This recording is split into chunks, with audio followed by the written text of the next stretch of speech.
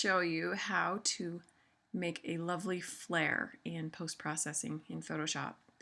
So first thing you want to do is you need to get your image into Photoshop however you want it. It needs to be edited exactly how you want it. So this flare will be the exact last thing that you do. So first thing I'm going to do is I'm going to make a new layer. Maybe. There we go. Okay, so I've got my new layer here. And it's really easy. All you have to do is you go to this filter, then you go down to render and lens flare. And then it will take a second, but it will pull it up. Now this little plus sign right here, this shows you where your sun is going to be.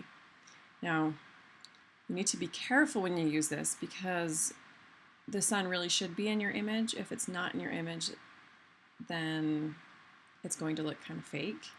You could always put it way off on the side if the sun is close to the edge of your image right here. Then you could try it and see how it looks. But you can see how moving this around changes where my flare is going to be at. But if I left it right here, it would look like there was two suns and obviously very fake. So you take this little plus sign and you're going to stick it right where your sun is. And you can change your brightness right here of how bright that's going to be. I usually just leave it around 100, 150, somewhere around there, because you can always change the brightness with layers.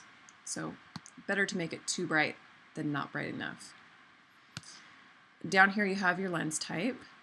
So each lens type has a different kind of flare. This 35 prime tends to make just one giant circle. The zoom has like these two littler circles with these two bigger circles around it. So I like that one better. There's this 105 prime that has a big circle and then these little ones right here. And then there's this movie prime that does these strange lines. So I don't ever use that one whatsoever. I usually stick with this 50 to 300 zoom. And sometimes I use this one. Then you click OK. Now, if you're not sure how you want your flare to be, you can always go back, hide this layer, make another layer, go back to filter, render, lens flare, and try the different kind. Try the different one.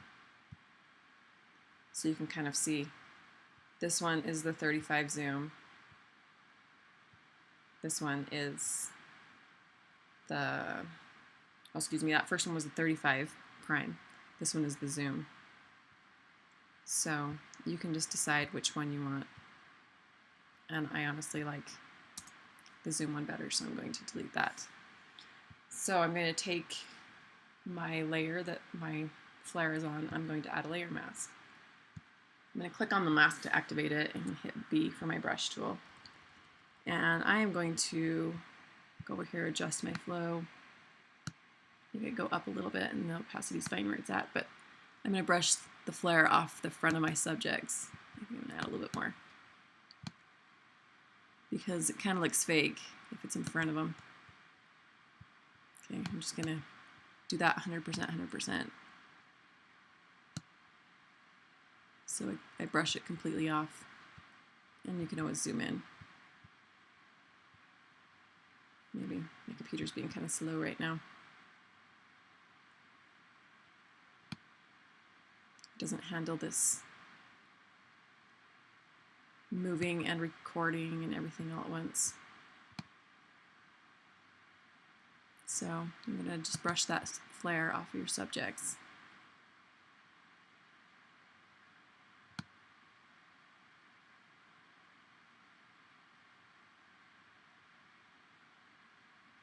And it doesn't have to be exactly perfect. You can leave a little bit on if you want, whatever you want to do.